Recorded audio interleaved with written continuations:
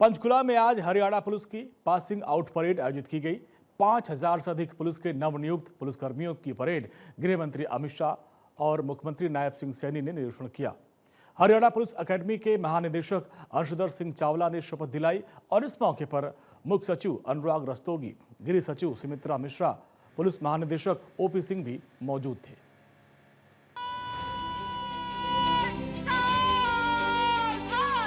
Passing out parade में गृह मंत्री अमित शाह ने नवनियुक्त जवानों को बधाई देते हुए कहा, शपथ लेने से पहले आप प्रशिक्षु थे, शपथ लेने के बाद देश भर की शान पुलिस का हिस्सा आप बन गए हैं। हरियाणा की पूरी आबादी इस भूभाग की रक्षा करना आपकी जिम्मेदारी है।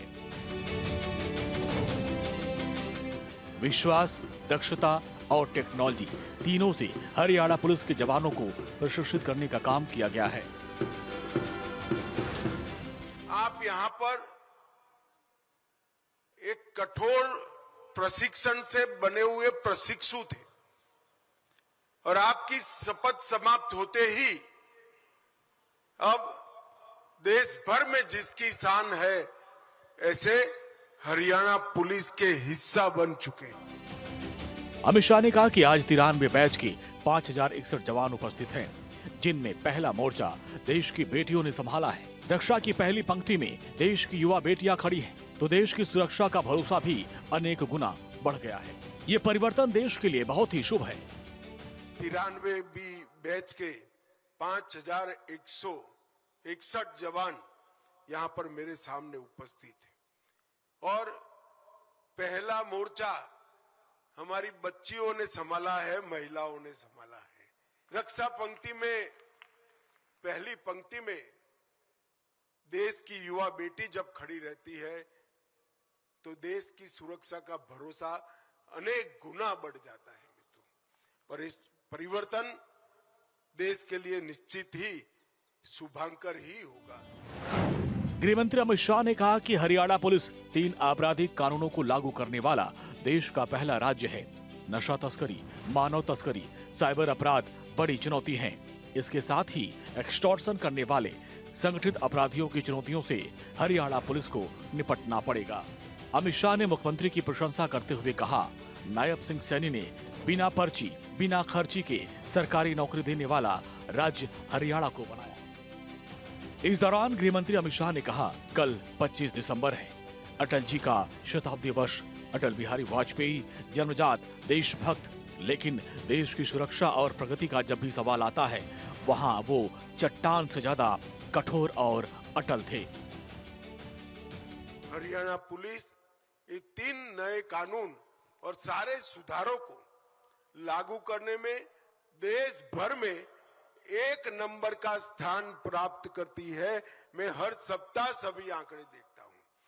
आने वाले दिनों में हरियाणा देश का अग्रणी राज्य बनेगा, मगर कुछ चुनौतियां भी दिखाई पड़ती है। नशा की तस्करी, मानव तस्करी, साइबर अपराध और एक्सटॉर्शन करने वाले संगठित अपराध नेटवर्क, ये 4 चुनौतियों को हरियाणा पुलिस ने आने वाले दिनों में ढंग से निपटना पड़ेगा।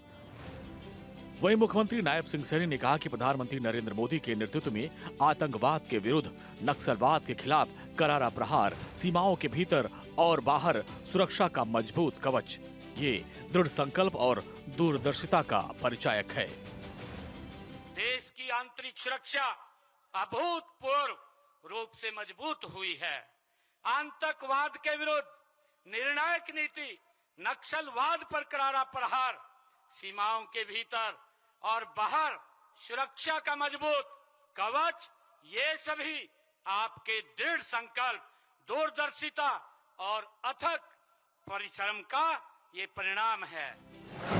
मुख्यमंत्री नायब सिंह सैनी ने कहा, पहले हरियाणा पुलिस में महिलाओं की संख्या 3% थी, जो 2024 में बढ़कर 15% हो गई।